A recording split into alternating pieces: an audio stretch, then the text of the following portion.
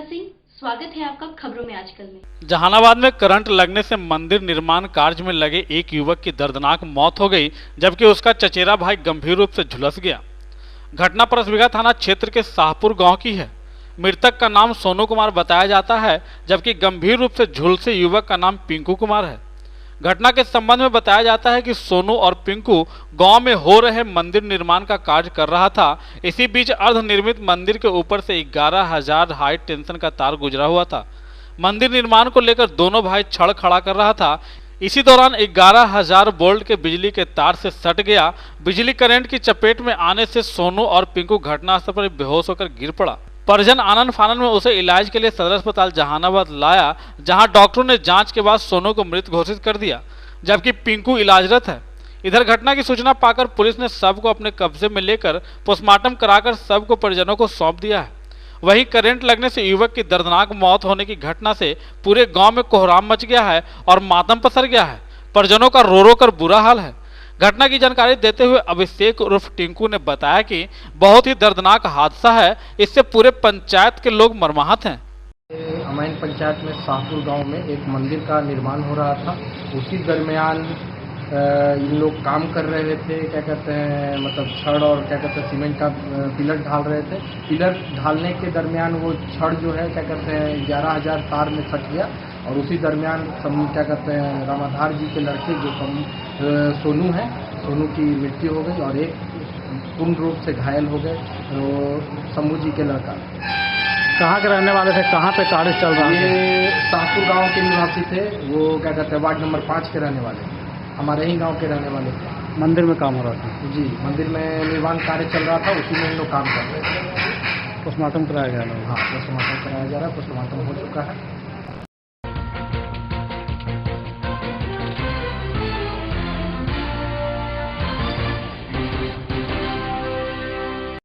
जहानाबाद में बिजली तार के मेंटेनेंस कार्य को लेकर बिजली विभाग द्वारा जहानाबाद वासियों को लाइन के लिए अलर्ट किया गया, क्योंकि जहानाबाद में मेंटेनेंस का कार्य होने की वजह से बिजली आपूर्ति में कुछ बाधाएं आ सकती है। इसे लेकर के बिजली विभाग के जेई ने बताया कि ट्री कटिंग का काम चल रहा है और भी कुछ काम है जिसके वजह से लाइन बाधित हो रहा था, उसका कार्य किया जा रहा है। इसको लेकर के 1 नंबर 3 नंबर की लाइन कुछ समय के लिए बाधित होने की संभावना है। हालांकि इसके बारे में जेई अनिल कुमार ने बताया कि दूसरे फीडर से कनेक्ट करके विद्युत विभाग के उपभोक्ताओं को लाइन उपलब्ध कराया जा रहा है, ताकि आम लोगों को किसी तरह की कोई परेशानी न हो। थोड़ी बहुत जो भी परेशानी आ रही है उसे 1-2 दिनों में मेंटेनेंस का कार्य पूरा कर समाप्त कर लिया जाएगा। ट्री ब्रांच ट्रिमिंग, मतलब पेड़ छटाई हो रहा है। दूसरा बात, कहीं कहीं जम्फर वगैरह है उसको दुरुस्त किया जा रहा है कि ताकि किसी तरह का फॉल्ट उल्ट ना हो जाए, मतलब उसको देखते हुए मेंटेनेंस किया जा रहा है। मूल रूप से 33 kV ही बंद है। दूसरे फीडर यानी काको फीडर से लेकर टाउन को चालू किया गया है। मतलब मेंटेनेंस को लेकर के लाइन डिस्टर्ब नहीं है ना, आपको टाउन एरिया का लाइन चालू है दूसरे सोर्स से, काको फीडर से। अच्छा, कितने दिनों तक का कार्य है? कल तक रहेगा, यानी 10-11 तक। हाँ, 2 दिन मेंटेनेंस का कार्य चल रहा है? जी, मेंटेनेंस का चल रहा है।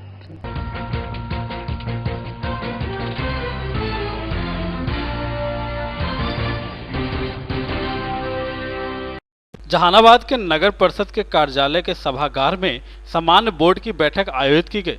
बैठक में नगर परिषद की अध्यक्ष पूनम देवी के साथ कार्यपालक पदाधिकारी कपिल देव प्रसाद के साथ साथ सभी वार्ड के वार्ड पार्षद उपस्थित हुए, जिसमें कि विकास के मुद्दों पर काफी चर्चा हुई।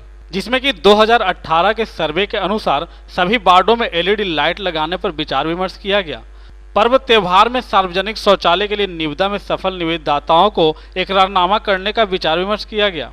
आवश्यक योजनाओं को सभी वार्डों में निविदा एवं विभाग के द्वारा कार्यान्वयन की स्वीकृति एवं प्रशासनिक स्वीकृति पर विचार किया गया। आवश्यकता अनुसार दुर्गा पूजा में विभिन्न पूजा स्थलों के रास्ते में लाइट लगाने पर विचार विमर्श किया गया, जैसे कई बिंदुओं पर विचार विमर्श किया गया।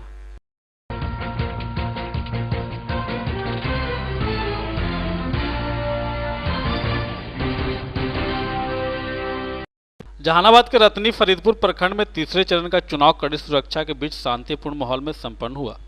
विभिन्न पदों के लिए कुल 1589 प्रत्याशियों का भाग्य का फैसला ईवीएम में कैद हो गया है।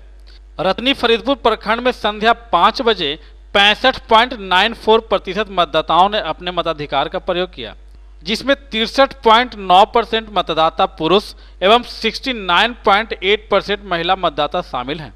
मतदान को लेकर सुबह से ही मतदाताओं में जबरदस्त उत्साह देखा जा रहा था।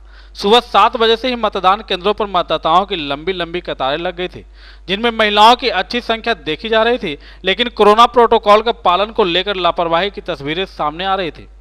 इधर जिला निर्वाचन पदाधिकारी सह जिलाधिकारी हिमांशु कुमार राय, पुलिस अधीक्षक दीपक रंजन एवं उप विकास आयुक्त मुकुल कुमार गुप्ता, अनुमंडल पदाधिकारी मनोज कुमार, अनुमंडल पुलिस पदाधिकारी अशोक कुमार पांडे द्वारा संयुक्त रूप से मतदान केंद्रों का जायजा लिया गया।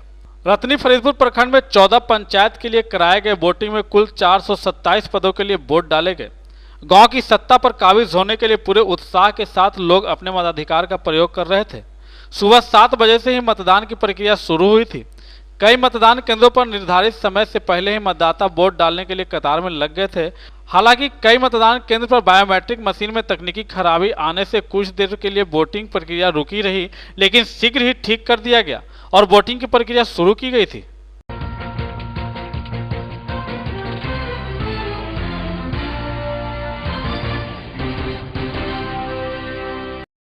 पटना के रेलखंड के जहानाबाद रेलवे स्टेशन पर शाम को ट्रेन पर चढ़ने के क्रम में पैर फिसलने से एक बुजुर्ग व्यक्ति ट्रेन की चपेट में आ गए, जिससे उसकी मौत हो गई।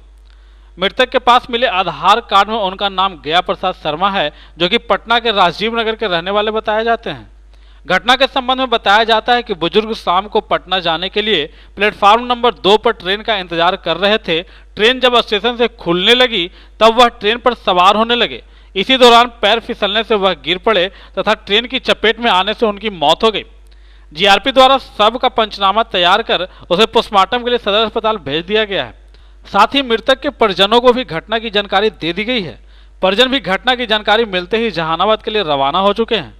मिली जानकारी के अनुसार बुजुर्ग व्यक्ति अरवल जिला के कुर्था थाना अंतर्गत कोनी गांव के रहने वाले थे, जो कि कुर्था में पंचायत चुनाव के दौरान मतदान करने के लिए आए हुए थे। मतदान कर वापस जाने के क्रम में इस तरह की घटना हुई है। दुर्घटना हुआ है चढ़ने के क्रम में। अच्छा गया पटना पैसेंजर थी। अच्छा, इसी में हुआ। तो क्या शिनाख्त हुई है? हाँ, इनके मोबाइल नंबर मिला है, इनका आधार कार्ड है। इनके परिजन को सूचना दे दिया गया है। परिजन द्वारा बस बोला गया कि ठीक है हम लोग आ रहे हैं, और इनको पोस्टमार्टम शवगृह में अभी रखा जा रहा है। सुबह में पोस्टमार्टम होगा, उसके बाद परिजन को दिया जाएगा। क्या प्रथम दृष्टया क्या लगता है, कैसे प्रथम दृष्टिकोण है कि इनका ध्यान भटक गया, पैर फिसला है, फिसलने के कारण हुआ। क्या नाम है आपका? नाम बबलू कुमार। क्या हुआ आप? सिपाही।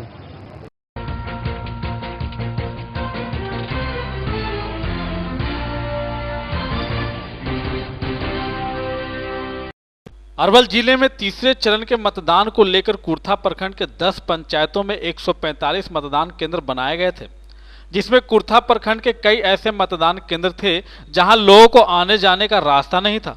वहीं कुर्था प्रखंड के सच्चई पंचायत के प्राथमिक विद्यालय सिकरिया गांव में बूथ संख्या 89 को मतदान केंद्र बनाया गया था, जहां विद्यालय के आसपास घुटने भर से भी ज्यादा पानी जमा होने के कारण मतदाताओं को काफी परेशानी का सामना करना पड़ रहा था। वहीं मतदान करने पहुंचे राम नारायण सिंह ने कहा कि एक गांव में स्कूल बने लगभग 20 साल हो गए हैं, लेकिन अभी तक रास्ता नहीं बना है और जिला प्रशासन मतदान केंद्र बना दिया है, लेकिन जाने आने का रास्ता नहीं है। उसके वजह से खासकर महिलाओं और बुजुर्गों को काफी परेशानी हो रही है। जिला प्रशासन के द्वारा मतदान केंद्र पर जाने के लिए चचरी बनाया गया है, लेकिन ऐसा प्रतीत हो रहा है कि जैसे मतदान खत्म होने से पहले ही चचरी टूटकर बिखर जाएगा।